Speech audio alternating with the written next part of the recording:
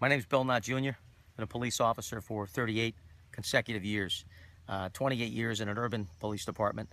Since then, retiring and moving on to the PD that I'm in now, which is Ledyard, Connecticut PD. It's a rural town, so I've had the best of both worlds, urban and rural. During that time, I've been in K9 for over 30 years, training dogs and training K9 teams in advanced tactical patrol, as well as training police officers in those same procedures. Okay, approximately a year ago, I was introduced to the Vector Shield. We did a school in the state of Rhode Island with police officers from 3 different states. I went through the Vector Shield instructor course. Since then, I've carried one in my cruiser with me. In the last year, I've deployed it no less than a dozen times. During that time, it's provided me the versatility and safety that a bigger shield would not, simply because we don't have enough to put in every cruiser. But if this is accessible, cops will use it. If it's not accessible, they won't use it. So attic peaks, car checks, any place you want to stick your head, this is going to be in front of it.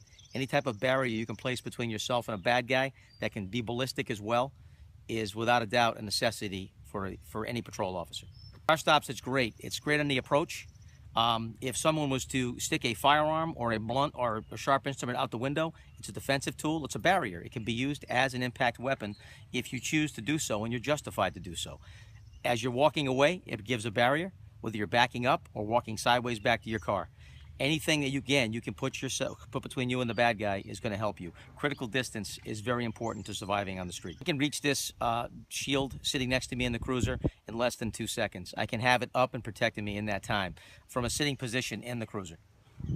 The shield in a domestic dispute, to me, the approach is very important. We deal with a lot of animals in our community. Not all are tied up. Not all have electric fences. So it can safely get me to the house. I can use it as a barrier for any type of dog or animal that approaches me.